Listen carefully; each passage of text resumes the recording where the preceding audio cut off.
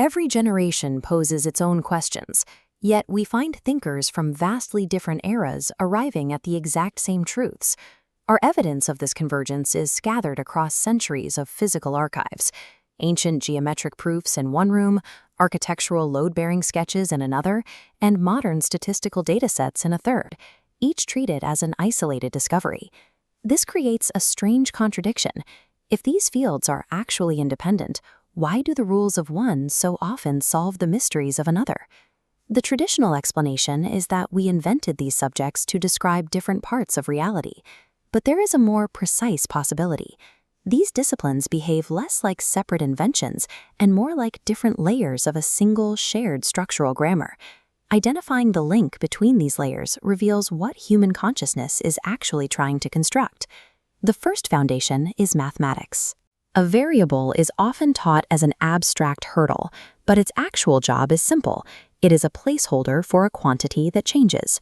When we assign a name to that placeholder, like yield or velocity, we turn a relationship of numbers into a relationship of concepts. A variable functions as a pronoun for a value, providing the basic grammar that allows language to describe a moving world. Once we have words that describe these relationships, we can link them into sequences. We move from naming a quantity to describing the conditions that make it rise or fall. We do not just observe these sequences, we test them. When a result fails to match our expectation, we feel the error and update our next guess. This mechanical process of observation, mistake, and adjustment is the engine of human reasoning.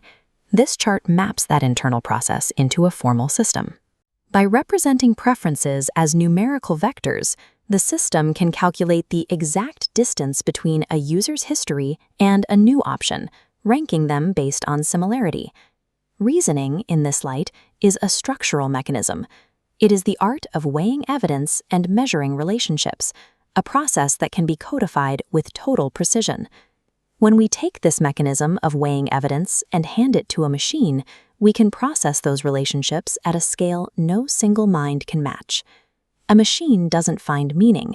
It adjusts its internal sensitivity to specific data patterns, learning which inputs to ignore and which to amplify. When an output is wrong, an error signal travels backward through the system, thinning or thickening the connections. These individual corrections scale quickly. When millions of weighted decisions about who gets a loan, how energy is routed, or which news is seen are repeated every hour, they coalesce into the digital and physical infrastructure of a city. An optimized civilization reduces the friction of daily life, but it creates a new risk. By perfectly predicting our choices, these automated systems can trap us in loops of constant comfort that eliminate the very struggle required to learn something new. A world built entirely on optimized repeating patterns eventually loses its capacity for the unpredictable human choices that move civilization forward. No automated system has the capacity to check its own purpose. It requires a living observer to step outside the pattern and ask if the current direction is actually worth maintaining. At this stage, the goal of optimization must give way to stewardship. The focus shifts from the efficiency of the result to the intent behind the system. Responsibility is the weight of making a decision when the data is incomplete and the consequences cannot be reversed by a computer.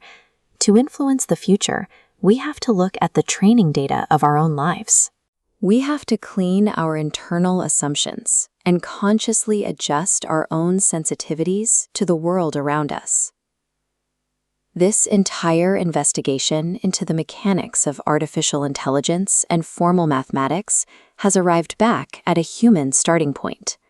We have been observing the same layers of learning, weights, and error correction that define our own minds. The knowledge we spent centuries searching for was never external. It was the architecture of the human observer, waiting for us to see the structure of our own awareness.